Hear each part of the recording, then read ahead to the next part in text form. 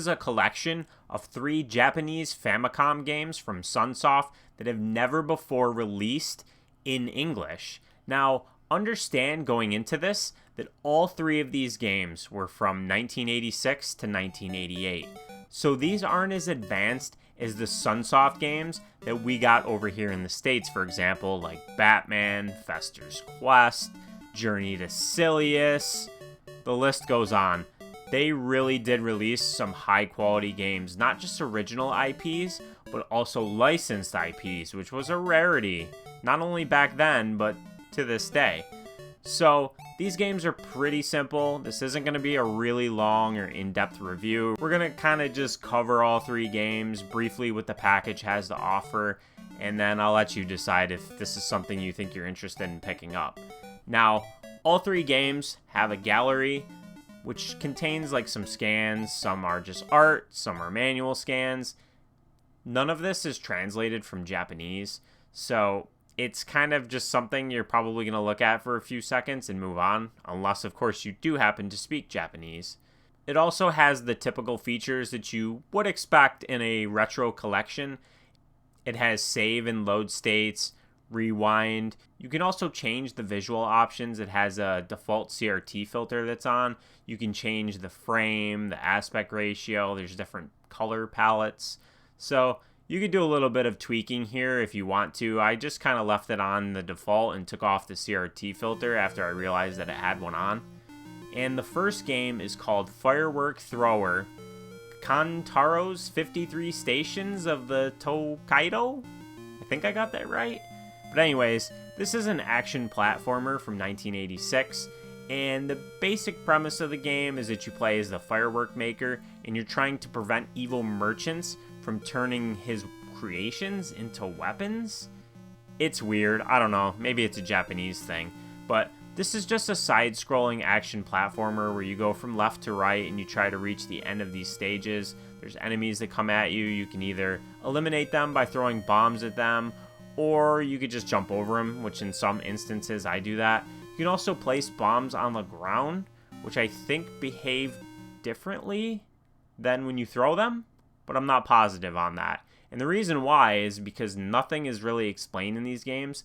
They probably should have made a mini manual to explain like what the icons are on the screen, what things do, because the second game is pretty complicated. This one's not really, it's pretty simple, but it's a bit confusing and it takes some trial and error to kind of get the hang of what's going on. But this one's okay. I mean, it controls a little stiff and it's a little slow in terms of your character movement. It's really basic. I don't really know what to say about it other than it's okay. I didn't really love it. I didn't really dislike it. I'll finish playing through it. I didn't play all the way through it, but it's alright for what it is. The second game here is from 1988 and it's called Ripple Island. So in this game, you play as a young boy named Kyle who's dreaming of a better life. So this is a point and click, and if you like these types of games from back then, you'll probably like this one. For me personally, I'm not the biggest point and click fan, so this one didn't really resonate with me and was my least favorite of the 3 games here. So I didn't play it for very long, but if you like Maniac Mansion, for example, you'll probably like this one.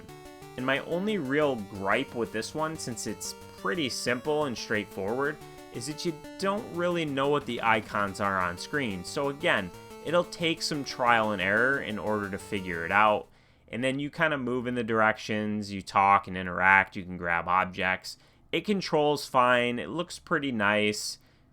It's a point and click. If you like point and clicks, you'll like this. If you don't, you probably won't. Then you'll be like me, and that's okay, because there's still one more game on here. And the third game is the Wing of Madoola. This is another action platformer from 1986. This is probably my favorite of the 3 games on the collection because it felt more interactive. There was a little bit more going on. It controlled a little bit more fluid than Firework Thrower did, and it also had like some exploration, so it wasn't quite as linear as the first game. And there's power-ups I found that I think we're improving like my speed and my attack, and it has a nice sense of speed to it once you get a few speed upgrades, and it felt a little bit more fluid in the control department, so I think that's what I liked about it. But my main complaint with this one is that the enemies respawn like stupidly fast. Like, you can be sitting there killing enemies and they'll just respawn like immediately and be coming at you on the same screen without you even moving. Like, this was even worse than the first Ninja Gaiden, when the birds would be just spawning and coming at you repeatedly if you didn't move forward.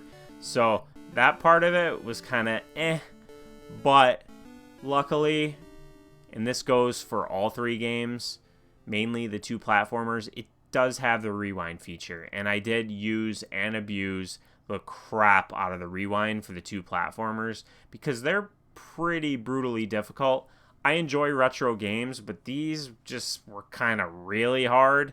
It's easy to make a mistake, so I used and abused the rewind feature. It's there. I think it makes the game more fun, to be honest, because I don't have the frustration of continuously replaying parts that are difficult. So glad that that's there. All three of these games seem to be fairly short. I think the longest would be the point and click, which is Ripple Island, and that one does have a few different endings. But yeah, I think that about covers my thoughts on this SUNSOFT collection.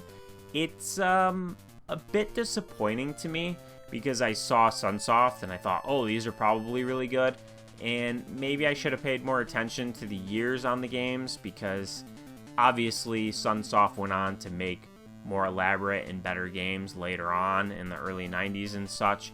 But this is a nice slice of history to kind of look at their earlier works, and I think it's worth playing if these looked interesting to you.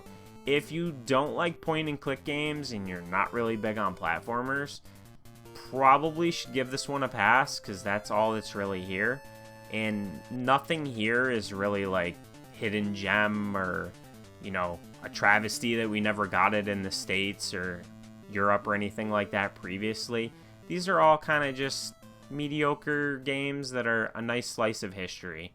So that's pretty much all I got to say on this. Appreciate you watching this review. Hope it was at least a little bit helpful. It's kind of hard to cover games that don't really give you a lot to talk about, but if you enjoyed it, give the video a like, subscribe if you haven't already, and hopefully I'll see you on my next video. Have a good one.